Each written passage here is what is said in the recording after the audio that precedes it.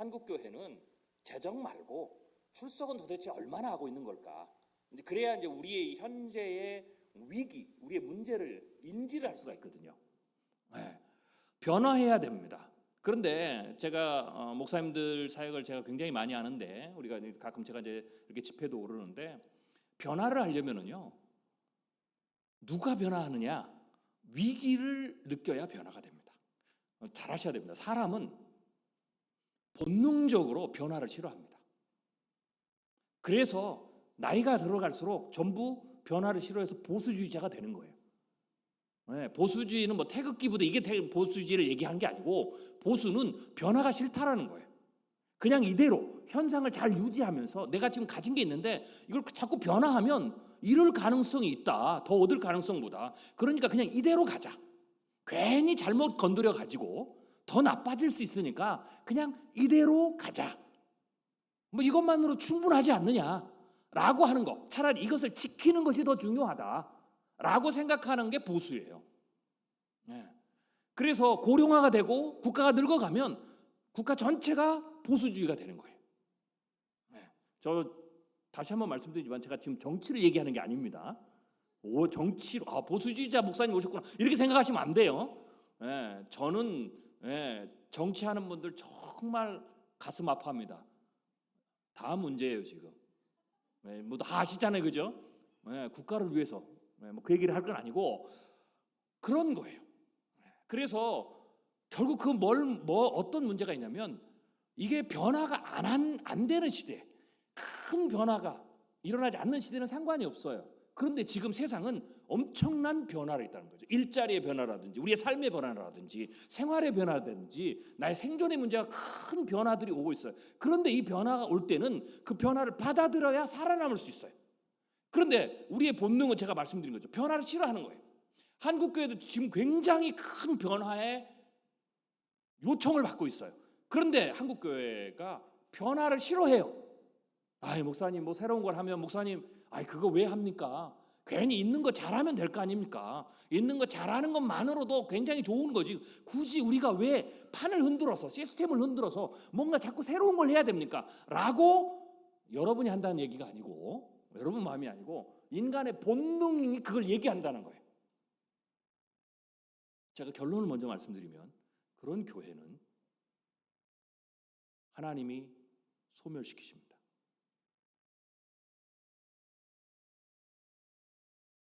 그러면 우리가 변화를 하려면 하나님이 주시는 새로운 시대적 소명을 감당하고 이 시대에 하나님이 원하시는 새로운 교회가 되기 위해서 우리가 나아가려면 뭘 해야 되느냐? 우리가 얼마나 위기 가운데 있는지를 알아야 돼요. 그래서 제가 한국교회를 분석을 한 거예요. 우리가 어느 정도 지금 위기냐면 2015년 기준에 제가 결론을 말씀드릴게요.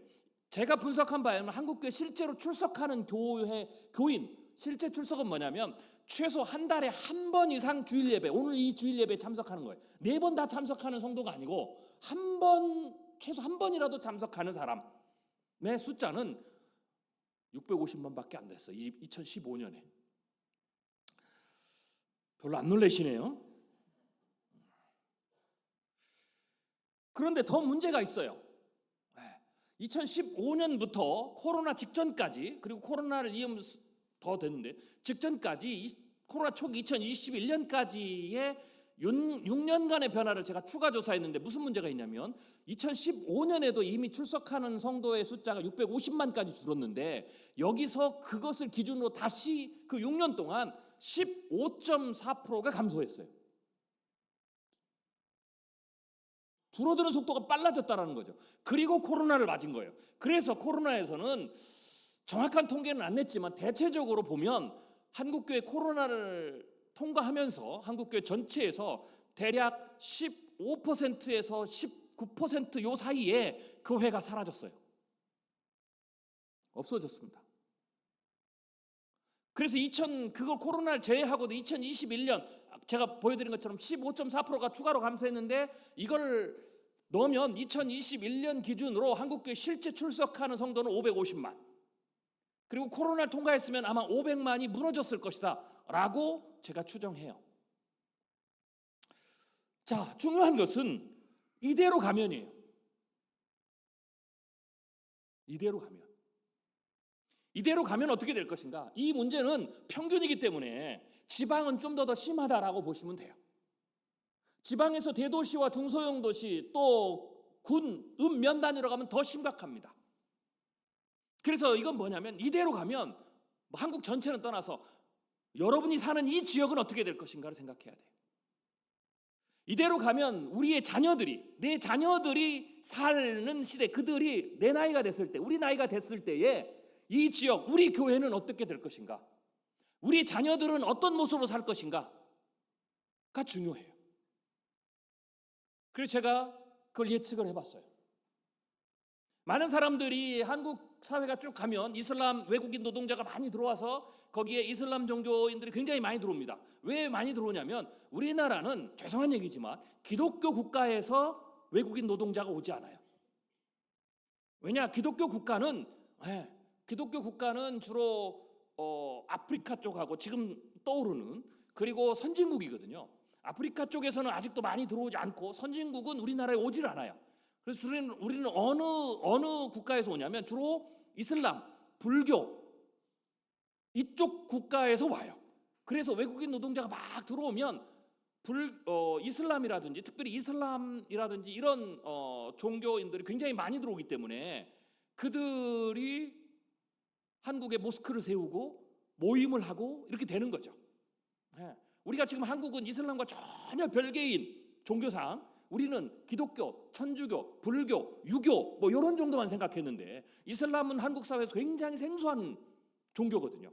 그래서 많은 사람들이 앞으로 40년, 50년 지나면 이슬람이 굉장히 많아질 것이다 라고 얘기를 해요. 물론 틀린 얘기는 아니에요. 근데 저는 더 두려운 건 뭐냐? 그게 아니에요. 그래서 이대로 가면 어떻게 되냐면 제가 예측을 해봤어요. 시뮬레이션을. 국가 통계청 자료를 가지고 자 이거는 2050년, 2070년이 되면 제가 말씀드린 이대로 가면 여러분의 지역도 마찬가지예요. 이 지역은 2050년, 30년 후가 되면 무신론 도시가 돼요. 이단이 한국교회, 여러분 교회 출석하는 성도들보다 더 많은 지역이 돼요. 그리고 우리의 자녀들은 무신론자가 돼요. 자, 저 맨 위에 보이는 거는 무신론입니다. 이미 무신론이 가장 많고요. 이건 인구 감소까지 포함했기 때문에 무신론이 정점을 찍고 내려오죠. 인구 감소기 때문에 전체가. 중간에는 빨간색은 종교인이에요. 기독교가 아니고 종교인. 종교인 숫자가 계속 줍니다. 지금 한국 사회는 기독교만 주는 게 아니고 모든 종교가 다 줄어요. 지금 기독교만 권위가 떨어지는 게 아니고 모든 종교의 권위가 다 떨어지고 있어요. 그래서 저 밑에는 종교별로 해놓은 겁니다. 그래서 개신교, 우리 교회죠. 천주교, 불교, 그리고 이단. 결론을 제가 말씀을 드리면 2050년이 되면 기독교, 이단을 제외하고 기독교는 400만이 무너져요. 그리고 거기에서 가나안 성도, 보통은 가나안 성도가 25%에서 한 29%, 코로나 때 더 늘었어요. 이분들을 제외하면 2050년이 되면 한국교회 실제 출석하는 숫자는 300만이 줄어듭니다. 지금보다 더 절반이 돼요. 다시 여러분의 교회로 말씀을 드리면 이 지역에서 앞으로 2050년이 되면 앞으로 25년 정도가 지나면 기독교 이 지역에서도 교회에 다닌 사람이 절반으로 줄고 여러분 지금 이 일부 예배도 지금 보시죠? 절반이 사라져요. 25년 후에. 전제는 이거예요. 이대로 가면. 뭘 바꿔? 그냥 이대로 좋지. 바꾸는 건 힘들어. 뭐 새로 배워야 되고 뭘 또 새로 해야 되고 바꾼다고 다 성공하는 건 아니잖아요. 실패도 하고 시행착오도 거쳐야 되고 바꾸다 보면 갈등도 생기고 어떻게 보면 싸움도 날 수가 있고 왜 그걸 굳이 해? 그냥 가만히 조용히 있는 그대로 조용히 다니면 되지 라고 생각하시면 그렇게 된다는 얘기예요. 그리고 2050년이 되면 무신론자는 76.7% 그리고 2070년이 되면 기독교는 200만이 깨지고요. 그리고 무신론자는 80%가 넘어요. 여러분 자녀들도 전부 다 무신론자가 돼 있어요. 이단이 늘어나는 거는 많이 이해를 하셔요. 이단이 늘어나는 거. 그런데 무신론이 되는 거는 사람들이 잘 이해를 못합니다. 저도 처음에 통계를 돌려봤지만 시뮬레이션을 예측을 했지만 이해가 안 됐어요. 근데 이유가 있어요. 네. 자, 이거는 갤럽의 조사입니다. 61개국 평균 사람들에게 물어봤어요. 61개국 평균. 네. 신이 존재하냐 물어보니까 72%가 신이 존재한다고 그랬어요. 그런데 한국은 신이 존재하냐 응답한 사람이 41%밖에 되지 않아요. 천국이 있냐 물어봤어요. 59%가 천국과 지옥이 있다라고 그랬어요. 그런데 한국인은 30%만 천국이 있다, 지옥이 있다 그랬어요. 이것도 잘 이해가 안 되시죠? 왜냐하면 우리는 기본적으로 우리의 상식은 한국 사회는 뭐 기독교는 아니더라도 종교심이 굉장히 높은 나라로 알고 있어요. 무신론이 된다라는 거, 미신론 국가가 된다는 걸 이해를 못하죠. 자, 두 번째 자료입니다. 자, 이거는 한국 기독교 목회자 협의회에서 조사를 한 거예요. 자, 여러분이 보시면 알겠지만 2012년까지는 실제로 종교인이 50% 후반대예요. 그게 우리의 상식과 똑같았어요. 근데 이런 일이 지금 언제 벌어졌냐? 2012년 이후부터 급격하게 일어난 일이에요. 그러면서 종교인이 2022년에는 종교인이 37%까지 떨어졌고 무신론자는 63%까지 올랐어요. 최근에 일어난 일이에요. 그러면 당신이 무종교인이 된 이유가 뭐냐라고 물어보니까 크게 여러 가지가 있는데 두 가지를 했어요. 하나는 종교에 관심이 없어서, 또 하나는 종교에 대한 불신과 실망. 자, 그런데 여러분 이걸 잘 아셔야 돼요. 자, 요 그래프를 다시 보여드릴게요.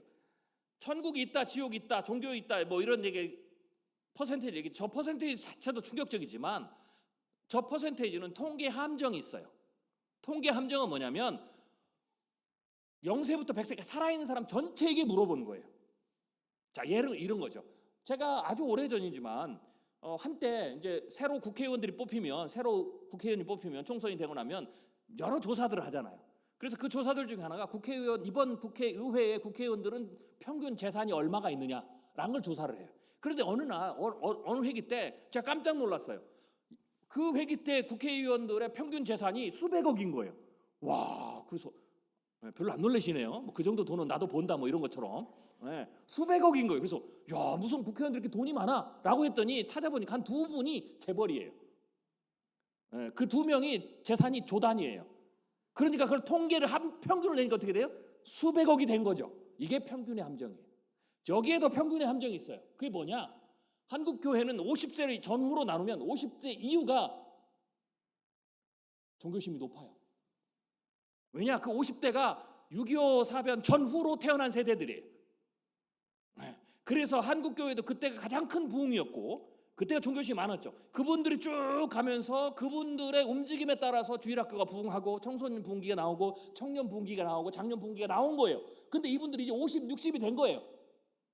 그래서 50세 전후로 나누면 50세 이상은 30% 평균보다 높아요. 그리고 그러면 어떻게 되겠어요? 평균을 맞추려면 50대 미만은 저거보다 낮은 거죠. 그래서 무종교인이 된다라고 대답을 두 가지를 했는데 하나가 뭐냐?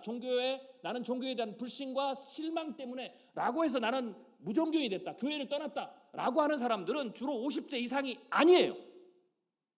50세 이상은 여기 다 앉아 계시잖아요.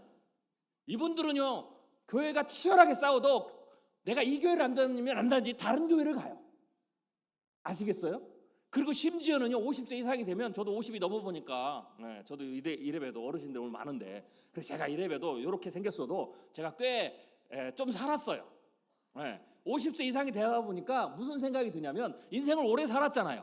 그러니까 살다 보니까 이게 지혜인지 해탈인지 아니면 체념인지 이게 뭐 그런 게 막 섞여 있어요. 그래서 뭐 사람이 살다가 저럴 수도 있지, 뭐 실수할 수도 있지, 뭐 이게 너그러운 마음인지 포기한 마음인지. 그래서 놀라운 사실은 서울의 어떤 교회는 정말 담임 목사님이 칠거지약을 범했는데도 불구하고 뭐 젊은 성도들은 난리가 나고 교회를 떠나고 그러는데 50세 이상은 목사님 그럴 수도 있지 뭐. 뭐 어차피 그 목사님의 설교인데 뭐 내가 이 교회를 떠나는 거는 그게 더 그렇다 하고 그냥 같이 가시더라고요. 여기는 안 그러신가 봐요. 그게 50세 이상이 되면 그런 거예요. 그러니까 이 말은 뭐냐면 교회가 아무리 욕을 먹고 교회가 아무리 싸우고 기독교인이 아무리 욕을 먹고 누가 사고를 쳐도 교회를 안 떠난다 이 말이에요. 그래서 종교에 대한 불신과 실망 때문에 내가 무종교인이 됐다는 것은 50세 이상이 아니라는 얘기예요. 그럼 이들은 누구냐? 이들이 40대, 50대 초반이에요. 이들이 교회를 떠나고 있는 거예요. 그 다음에 또 하나는 뭐예요? 종교에 관심이 없어서. 이게 더 크죠. 종교에 관심이 없는 거는 누구냐? 40대, 50대는 30대 이 세대들 아니에요. 밑에 세대예요. 아예 이 밑에 세대는 MZ 세대부터 시작해서 다음 세대는 아예 종교에 관심이 없어요. 그래서 오지를 않아요. 자, 그래서 그 현상이 전체적인 종교인의 숫자로 드디어 반영이 된 게 2012년이란 말이에요.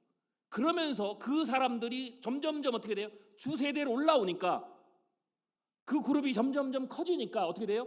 비율이 쭉 떨어지죠. 그래서 저 비율이 나온 거예요. 여기서 25년을 더 가면. 그래서 여러분의 교회는 다시 말씀드립니다. 이대로 그냥 가면 교회가 평안해도 교회가 싸우지 않아도 여러분의 교회는 25년 후에 절반으로 줍니다. 그리고 그 절반은 남아있는 분들은 전부 60세, 70세, 80세 이상이에요. 기독교 청년들, 교회 안에 남아있는 청년들에게도 물어봤습니다. 이게 숫자만 아니라 질적으로도 심각한 문제예요. 기독 청년의 45%가 심적 평안을 위해서 점과 사주를 본대요.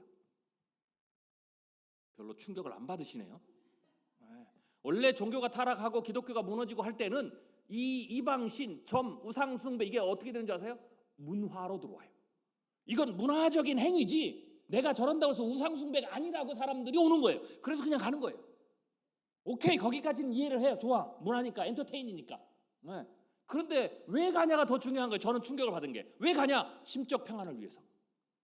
교회 안에서 말씀을 듣고 메시지를 듣고 성경 공부를 하고 기도를 하고 하는 이러한 사역 가운데서 얼마나 평안을 못 느꼈으면 점을 치러 평안을 얻으러 점을 치러 가냐. 그러니 25년 후가 되면 여러분의 교회가 어떤 일이 벌어진 줄 아시겠죠? 제가 변화라고 얘기하는 것은 한국 교회가, 우리 교회가 변화를 해야 된다는 것은 몸부림치게 뭔가 새롭게 바꿔야 된다는 얘기는 이런 미래가 일어나지 않도록, 우리 아이들이 이렇게 몰락하지 않도록, 우리 교회가 나중에 20년, 30년 후에 나이 들어서 70세, 80세, 90세만 있고 더 나아가면 30년 후에 그분들이 한 분씩 천국을 가면 저 문을 닫고 마지막 분이 문을 닫고 가면 교회가 문을 닫아야 되는 그런 일이 벌어지지 않게 하려면 우리가 변화해야 된다는 얘기예요. 그 변화는 뭐냐? 교회 다음으로 돌아가야 된다는 거예요. 하나님께 돌아가야 된다는 거예요. 우리가 어디서 떨어졌는지, 무엇이 잘못됐는지 깨달아야 된다는 거예요. 기도를 회복해야 되고, 예배를 회복해야 되고, 말씀을 회복해야 되고, 내가 하나님의 말씀을 배우는 걸 회복해야 되고, 내가 주의 말씀 안에서 제자가 되는 걸 회복해야 되고, 내가 주님을 예수 닮은 사람으로서 내가 회복을 해야 돼요. 그 회복이 우리의 가정에서도 일어나야 되고, 내 사업에서도 일어나야 되고, 이런 변화를, 이 변화를 위해서 우리 교회 전체에 지금 하고 있는 것을 전부 제로 그라운드, 다시 리셋을 하는 한이 있더라도 하나씩 다시 회복하고 바꾸고 그 일을 하지 않으면 제가 장담하건대 여러분의 교회는 50년 후에 문을 닫습니다. 제가 오늘 여기 들어오면서요, 쭉 스쳐가면서 교회를 봤어요. 근데 머릿돌을 제가 봤거든요. 여러분의 교회가 1928년에 설립됐더라고요. 맞죠? 네, 제가 스쳐 지나가면서 제대로 못 봤는데 거의 100년이에요. 150년 후에 교회가 없어질 수도 있습니다. 그걸 원하시면 예수님의 새 제자가 주님이 위대한 변화의 사역, 위대한 새로운 사역, 기독교 전체의 판을 바꾸는 사역을 앞두었을 때 새 제자가 뭐라고 하는지 아세요? 주님, 뭘 그런 것 합니까? 여기가 좋사오니 여기다 초막셋을 짓고 우리끼리 재밌게 삽시다.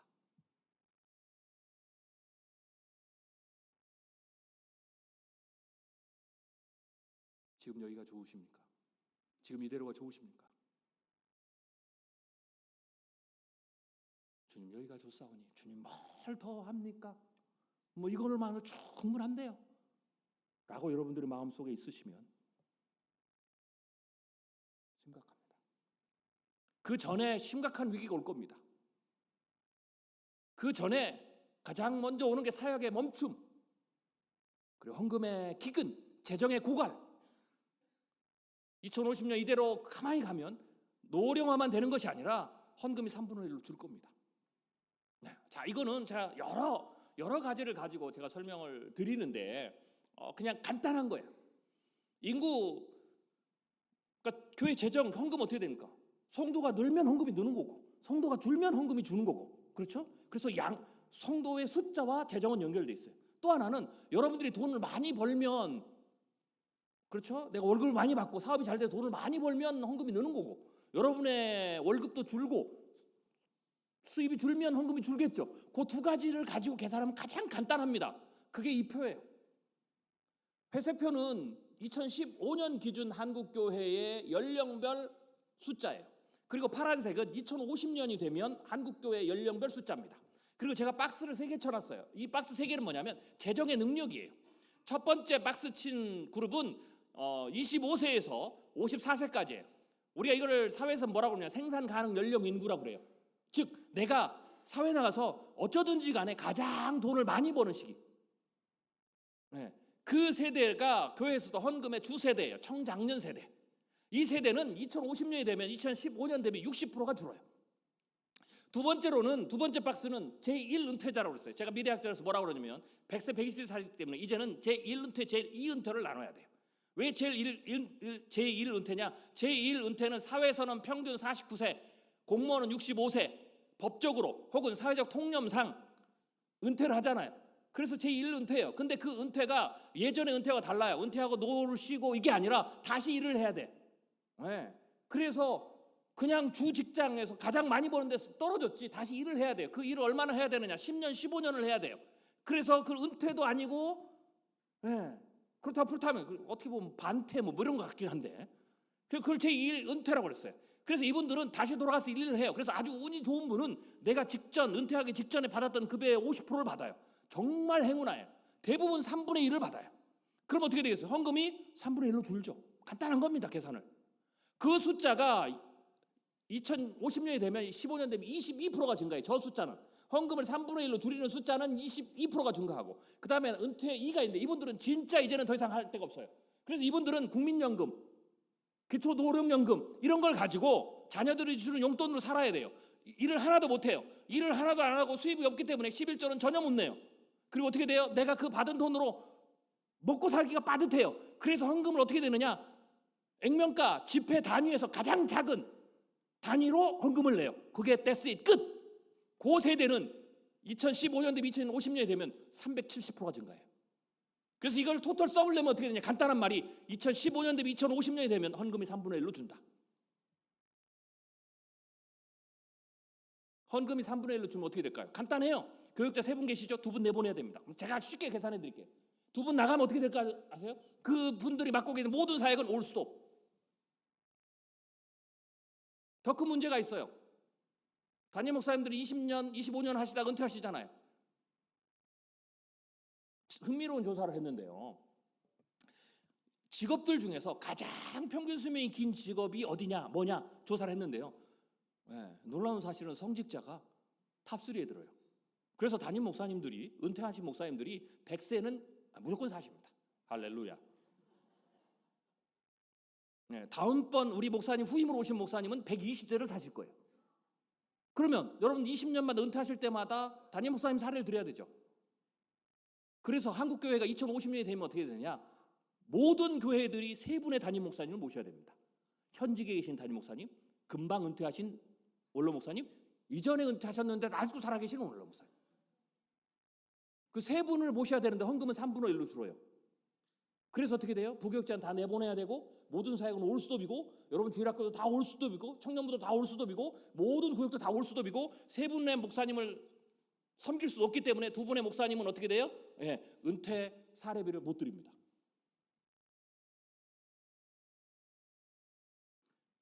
굉장히 심각해지셨는데요. 제가 말씀드립니다. 이런 미래는 전제가 뭐예요? 우리가 변화하지 않고 이대로 간다면. 정말 여러분의 교회가 이런 교회가 되기를 원하십니까? 100년은 곧 아마 2년 뒤면 100주년을 할 텐데요. 크게 행사하겠죠? 영광스럽겠죠? 자랑스럽겠죠? 100주년을 지나고 110주년이 됐을 때, 120주년이 됐을 때, 130주년이 됐을 때 제가 보기엔 150주년까지도 못 갈 것 같습니다. 100주년보다 110주년이 더 영광스럽고 110주년보다 120주년이 더 영광스러운 자리가 되게 하려면 이대로 있으면 안 됩니다. 지금 이대로 있는 것은 이걸 유지하는 게 아니에요. 지금부터 여러분 생각을 바꾸셔야 돼요. 그냥 지금 이대로 유지하는 건 유지하는 게 아니고 쇠퇴를, 몰락을 받아들이는 거다. 이렇게 생각을 하셔야 돼요. 중요한 시간입니다. 그렇지만 한국교회가 줄어들고 추락하고 있는 건 맞지만, 부흥이 안 되는 건 맞지만, 그래도 아직은 포기하지 마세요. 왜냐? 아직은 희망이 있습니다.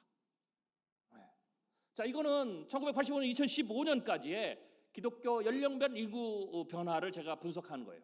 빨간 표를 쳐놓은 게 주일학교입니다. 많은 사람들이 주일학교가 안 된다고 그러죠. 주일학교 모이지 않는다고 그러죠.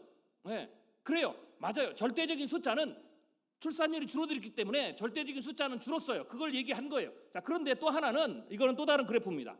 이거는 연령별 비율이에요. 종교 비율. 자, 중요한 것은 기독교, 천주교, 불교로 제가 나눠놨는데, 빨간색이 기독교, 파란색이 천주교, 그 다음에 보라색이 불교예요. 회색이 무신론이죠. 그럼 무신론은 계속 늘고 있죠. 자, 그런데 중요한 거, 한국의 교회의 전체적인 아이들의 숫자는 줄었어요.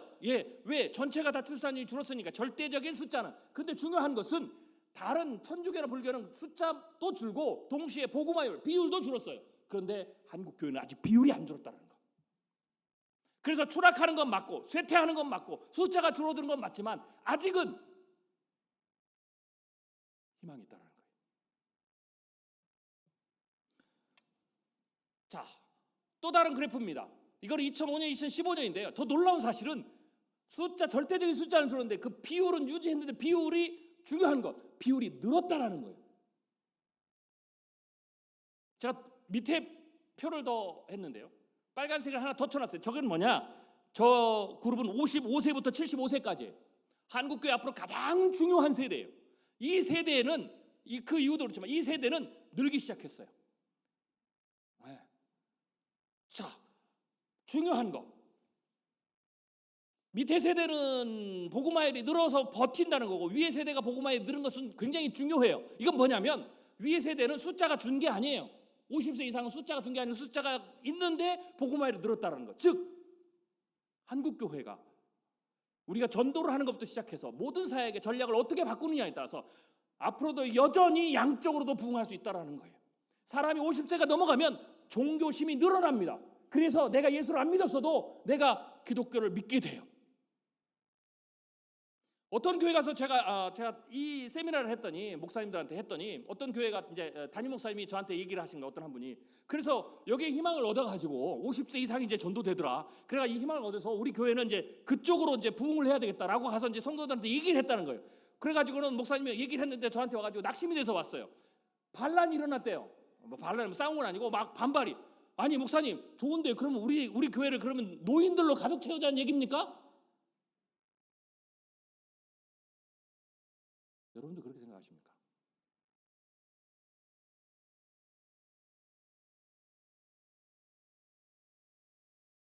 제가 주일학교 생활을 오래 했는데요, 제 가슴에 한처럼 있는 게 있었어요.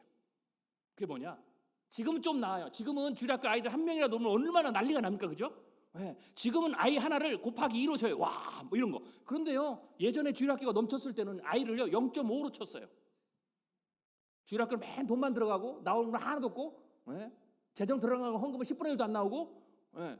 그래서 아이들은 뭐 그 아이들을 1로 치는 게 아니고 사람 하나로 치는 게 아니고 0.5로 쳤다니까요. 그러니까 제가 얼마나 서러웠던지. 그런데 감사한 건 지금은 아이들을 2 곱하기 2로 치더라고요. 한 명이 얼마나 귀한지. 그런데 요 0.5로 치는 게 어디로 간지 아세요? 노인들을 0.5로 치기 시작했어 이제. 그러시면 안 돼요. 주님 앞에는 갓 태어난 아이도 천하의 귀한 한 생명이고 100세를 돼서 곧 천국에 갈 어르신도 주님 앞에서는 한 생명이에요.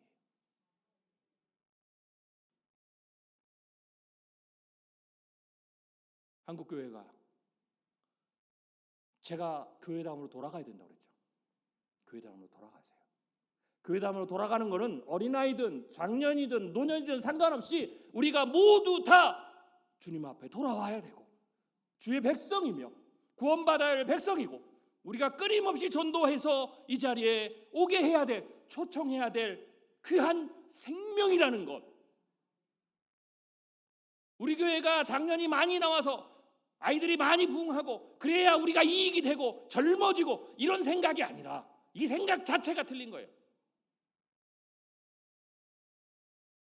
어린아이, 노인 상관없이 우리의 사명은 출산율이 줄든 한국 사회 전체의 인구가 줄든 상관없이 이 지역이 있는 한 우리는 끊임없이 끝까지 전도하고 부흥해서 이 자리를 채워야 된다는 거예요. 그게 노인이든 아이든 상관없이 주님이 핏값 흘려서 사셨던 영혼을 데려다 놓는 것.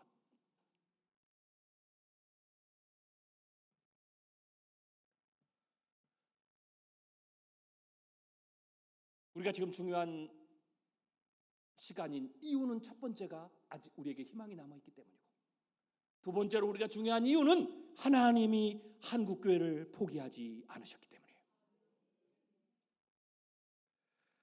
한국교회는 아직 희망이 있습니다. 앞으로 저는 대번에 두 번의 대부흥기가 있다라고 저는 한국교회 소망을 말합니다. 얘기를 하면 잘 안 믿으시더라고요. 앞에 제가 통계 분석하면 그렇구나 대단하시다 막 이러고 보는데 여기서 갑자기 두 번의 희망이 있다 그러면 사람들이 어떻게 해요? 아니에요. 한국교회 두 번의 희망이 있어요. 두 번의 대부흥기가 있고요. 첫 번째 부흥기는 제가 포르기 부흥기라고 얘기를 하고요. 두 번째 부흥기는 통일이에요. 통일 이후의 부흥기. 오늘 제가 시간이 없으니까 이 얘기는 제가 구체적으로 말씀을 안 드릴게요. 중요한 거 제가 말씀드린 건 뭐예요? 이거예요. 지금 하나님은 한국교회 이게 네 번째 부흥기인데요. 포르기 부흥기를 시작하셨어요. 이 부흥기에는 크게 교회가 세 가지로 나뉠 겁니다.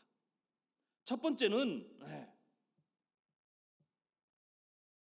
소멸하는 교회예요. 왜 소멸하는지 아시겠죠? 아까 제가 말씀드렸잖아요. 그대로 여기가 조사해온 교회는 반드시 소멸합니다. 자, 민수기 13장에 보면 이런 말이 나와요. 이스라엘 백성들이 정탐을 했어요. 모세가 각 지파마다 한 명씩 12명을 정탐꾼을 보냈어요. 그래서 그들이 40일간 가나안 땅을 정탐하고 돌아옵니다. 그리고는 보고 대회를 해요. 그 전반부가 뭐냐면 이거예요. 젖과 꿀이 흐르는 땅이다.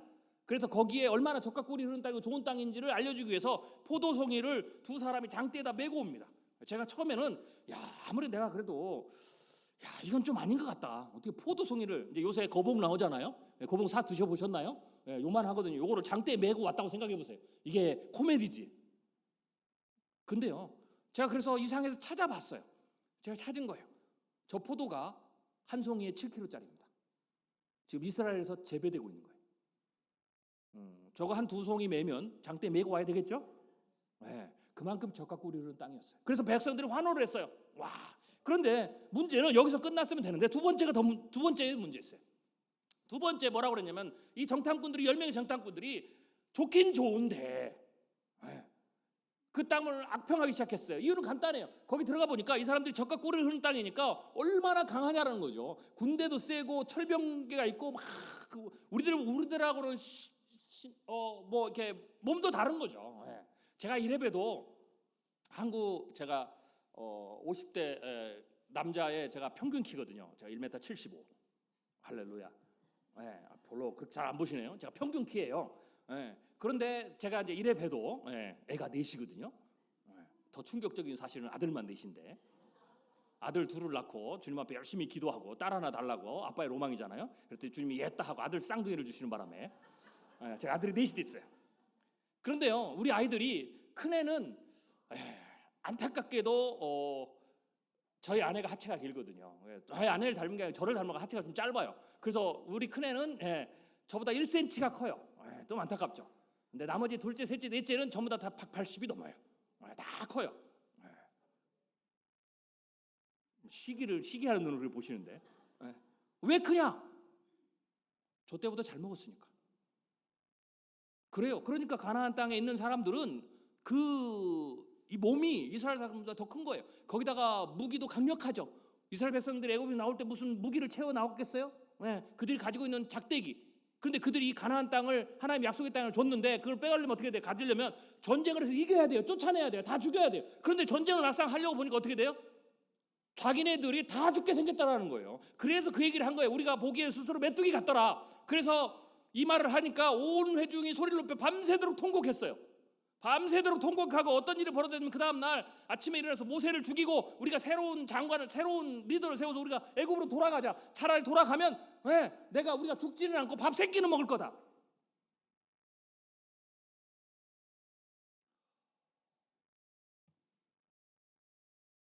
민수기 14장 28절에 이렇게 생각하는 이스라엘 백성에게 하나님이 이렇게 말씀하십니다. 여호와의 말씀에 내 삶을 두고 맹세하노라.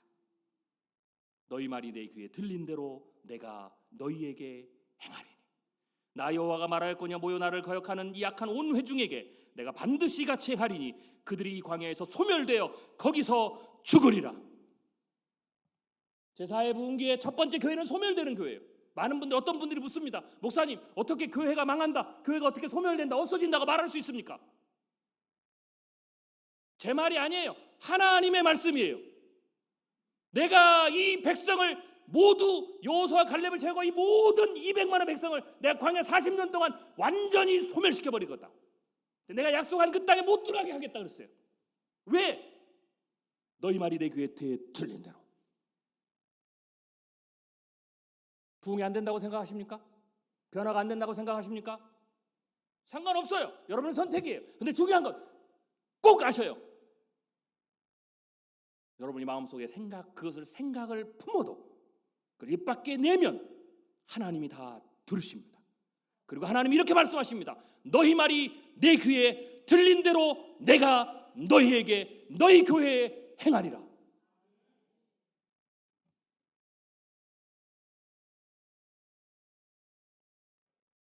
부흥이 안 된다고 생각하십니까? 부흥은 하나님이 하시는 겁니다. 하나님은 광야에서도 길을 내시고 사막에 메마른 사막에서도 강을 내시며 바다를 가르시는 분입니다. 모세가 물었어요. 하나님이 모세에게 얘기했어요. 내가 이 백성을 선택했지만 내가 이들을 다 쓸어버리고, 그럼 모세가 그랬습니다. 주님, 이 백성을 다 쓸어버리시면 주님이 선택한 이 백성들은 어떻게 됩니까? 그랬어요. 하나님이 그랬어요. 상관없다. 내가 이 백성을 다 쓸어버리고도 나는 다시 세울 수 있다 그랬어요. 한국교회가 부흥을 포기하고 여기가 좋사오니 하고 이걸 포기하면 하나님은 그 교회를 전부 소멸시킬 겁니다. 더 중요한 것, 그리고 하나님은 그 소멸된 자리 위에 교회를 다시 세울 수 있습니다. 하나님께서 우리에게 묻습니다. 여호와의 손이 짧으냐?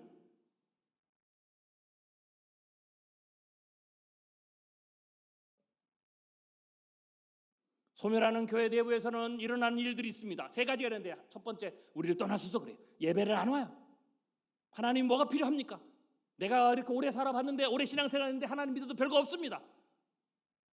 예배를 등한시하고 모이기를 등한시하고 다 그렇습니다. 두 번째, 주의 도리를 알기를 바라지 않냐 해는 그래요. 뭐냐? 말씀대로 살아봐야 소용없습니다. 그 말씀 지키는 게 뭐가 유익합니까? 오히려 말씀을 지키니까 내가 손해가 더 큽니다. 말씀 지키면 루저가 되는 거죠. 세 번째, 이게 더 결정적이에요. 그에게 기도한들 무슨 소용이 있으랴. 그래서 기도도 안 합니다. 기도하라면 나오지도 않습니다. 기도해봐야 그게 무슨 소용이 있습니까? 기도한다고 부흥이 됩니까? 기도한다고 살아납니까? 기도한다고 변화가 됩니까? 기도한다고 우리 교회가 다시 일어납니까? 이 자리가 다 채워집니까? 전도한다고 됩니까?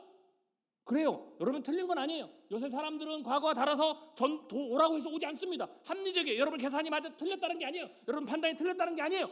그런데 중요한 건 거기서 머물러서 그래서 안 된다고 가면 이걸 제가 합리적 패배주의라고 그러는데요. 그런 교회를 소멸시키겠다는 겁니다. 두 번째 교회는 지금이라도 회개하고 돌아오는 교회, 주께서 되돌려 주시는 은혜가 있는 교회가 있습니다. 이스라엘 백성들이 포로에서 나라를 다 잃었을 때 그 포로 처창한 곳에서 주님께 되돌아왔습니다. 주님 앞에 울었습니다. 그때 주님이 회복시키셨습니다. 우리가 되돌아가려면 어떻게 됩니까? 말씀만이 우리를 되돌아갈 수 있습니다. 그래서 예배에 참여해야 되고, 말씀을 들어야 되고, 말씀을 배워야 되고, 말씀을 읽어야 됩니다. 그리고 말씀 앞에서 울어야 됩니다. 말씀 앞으로 다시 되돌아오고, 말씀을 배우고, 말씀을 듣고, 말씀 앞에서 우는 교회는 하나님이 다시 일으키실 겁니다. 전 여러분의 교회가 소멸되는 교회가 아니라 말씀 앞으로 다시 돌아오고 말씀 앞에 다시 우는 교회가 되기를 주님의 이름으로 축원합니다. 그리고 세 번째, 교회는 하나님이 주시는 새로운 시대를 받아들이면서 새로운 시대적 소명, 우리가 지금까지 성공했던 모든 역사, 우리의 98년의 역사는 다 그대로 이제는 묻어두고, 이제 우리가 다시 새로 개척하는 마음으로 다시 주님 앞에 부름받은 교회로서 우리가 다시 이 시대, 변화된 시대를 감당하기 위해서 우리가 다시 주님 앞에 무릎 꿇고 새로운 사명을 받기를 원합니다. 새로운 소명을 받기를 원합니다. 새로운 교회로 나아가기를 원합니다 라고 기도하고 나아가는 교회는 하나님이 불같이 다시 일으키실 겁니다. 많은 후배 목사님들이 저한테 물어봅니다. 제가 미래학자니까, 목사님 개척의 시대는 끝났겠죠? 아니에요. 목사님 이제 메가처치는 더 이상 안 나오겠죠? 아니에요. 전도는 안 되겠죠? 아니에요. 제가 주일학교 사역자들에게 얘기합니다. 그래요, 아이들이 절대적인 숫자가 줄은 건 맞아요. 그럼에도 불구하고 여러분의 교회 안에 있는 주일학교 이 예배 초소를, 예배당을 가득 채우고도 남은 아이들은 아직 바깥에 많이 있어요.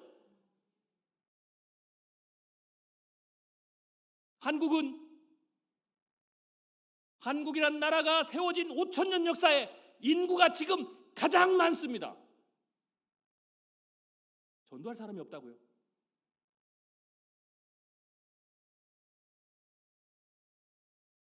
주님이 오늘 오시지 않는 이유는 왜 아닌 줄 아십니까? 여전히 교회 밖에 주님이 구원하기로 빚값 줘서 이미 지불해서 빚값으로 산 구원받아야 될 영혼이 여전히 밖에 있기 때문에 그렇습니다.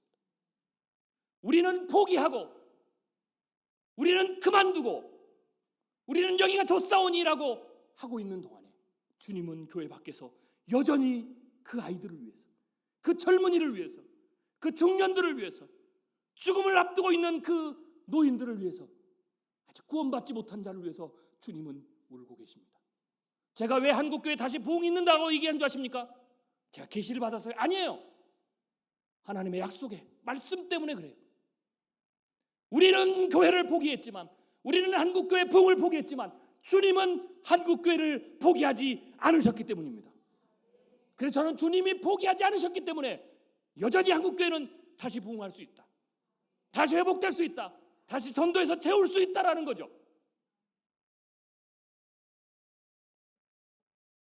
오늘 우리가 본문 말씀을 읽었습니다.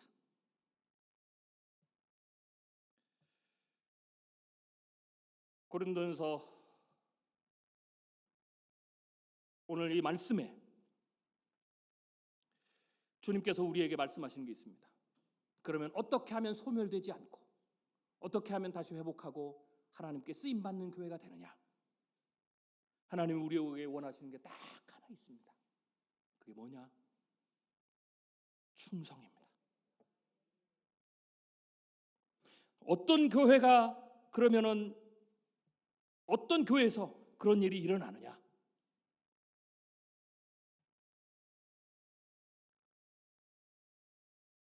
하나님이 우리에게 주신 사명, 내게 맡겨주신 일, 주께서 하라고 하는 그 일에 충성하는 겁니다. 충성이라는 말은요, 의미가 있어요. 한자로 풀면 가운데 중에 마음심, 마음 깊은 곳에서 말씀 안에 이룰성입니다. 내가 한 말을 이루는 거죠. 충성의 가장 대표적인 분이 예수 그리스도입니다. 충성은 제가 막 고민을 좀 많이 해봤어요. 도대체 충성이 뭐냐? 성경에 이렇게 얘기해 줍니다. 요한복음 2장에 굉장히 놀라운 사건이 나와요. 예수님의 첫 번째 이 땅에서 공생애간에 보여주셨던 기적이죠. 가나안 혼인잔치의 기적. 가나안 혼인잔치의 기적은 왜 일어난 줄 아십니까? 누구를 통해 일어난 줄 아십니까? 물론 그 혼인잔치의 기적을 이루신 분 주님이지만 사람을 통해서 그 기적이 일어났어요. 그 사람 중에 누구를 통해서 했느냐? 간단합니다. 예수의 어머니 그리고 종들. 그런데 도대체 그 어머니가 그 종들이 얼마나 믿음이 좋았길래 기적이 일어났느냐? 아니에요. 믿음이 좋아서 일어난 게 아니고요. 요한복음 2장 5절에 이런 말씀이 나옵니다. 그 어머니가 하인들에게 이르되 너희에게 무슨 말씀을 하시든지 그대로 하라 그랬어요. 가나안 혼인잔치는요, 주님이 무슨 말씀을 하시든지 그대로 했기 때문에 일어난 기적이에요.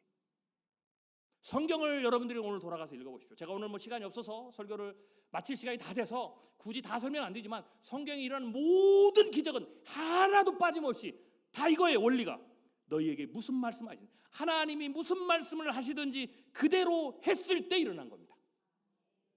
교회 부흥도 마찬가지입니다. 이건 꼭 교회 부흥뿐만 아니라 여러분 삶에도 마찬가지예요. 여러분 자녀에도 마찬가지고 여러분 건강에도 마찬가지고 여러분 사업에도 마찬가지고 여러분 사업에서 놀라운 기적이 일어나기를 원하십니까? 하나님의 역사가 일어나기를 원하십니까? 그러면 딱 하나만 하시면 돼요. 하나님께서 무슨 말씀을 하시든지 그대로 하라. 전도하라. 전도하면 됩니다. 단 차이는 과거에는 전도하는 게 좀 가서 건들기만 해도 교회 왔죠. 그거는 좀 안 돼요. 다른 방법이 필요하죠. 시대가 변했고 사람의 마음이 변했으니까. 전도의 브릿지가 달라졌으니까 그걸 찾아서 하면 다시 됩니다. 부흥도 다시 되고 하나님의 역사도 다시 일어나죠.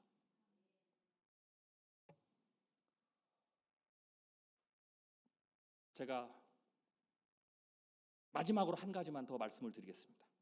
이렇게까지 얘기를 해도 우리의 마음속에서는요, 사탄이 부흥을 막기 위해서 애를 써요. 제가 여러분에게 애를 쓴 만큼 저의 10배, 100배로 사탄이 우리 마음에서 애를 써요. 저거 다 틀린 얘기다. 다 남 얘기다. 벌써 이 마음이 들었을 거예요. 저건 큰 교회지. 대형 교회나 되지. 우리는 시골인데. 제가 중요한 거 하나 말씀을 드리죠. 이 말씀은 느헤미야 1장 1절의 4절 말씀입니다. 이스라엘을 포로기에서 귀환시켜서 예루살렘 성벽을 재건합니다. 이 성벽 재건의 중요한 사실, 하나님은 근심하며 기도하는 한 사람을 쓰셨습니다.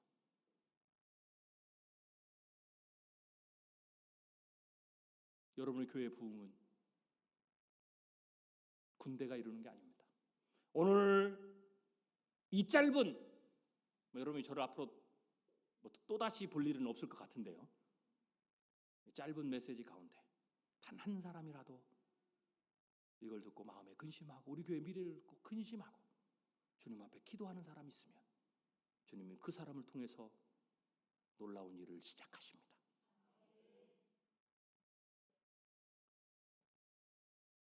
제가 2주 전에 웨일즈에 선교를 갔다 왔어요. 2, 3주 전에.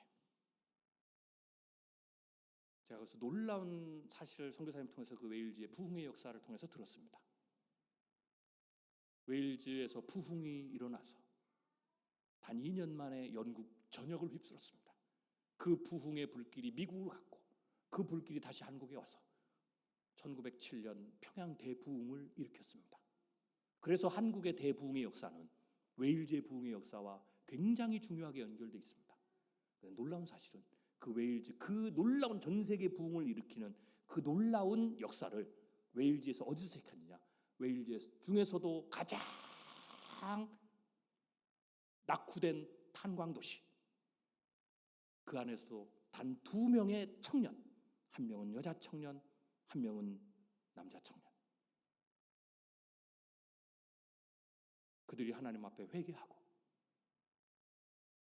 주님, 내가 주님 앞에 다시 올바로 서겠습니다 라고 했을 때,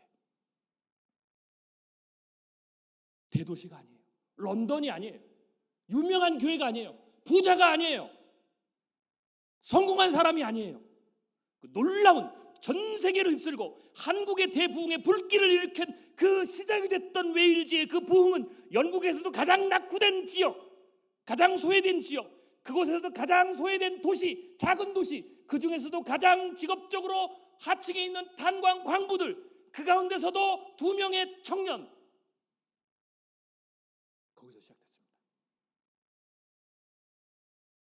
전 여러분의 교회가 한국 교회를 다시 길을 세우는데 그 웨일즈의 부흥의 시발점이 됐던 그 교회, 그 청년, 그 작은 사람들처럼 그 놀라운 일이 여러분의 교회에서 일어나기를 간절히 소망합니다.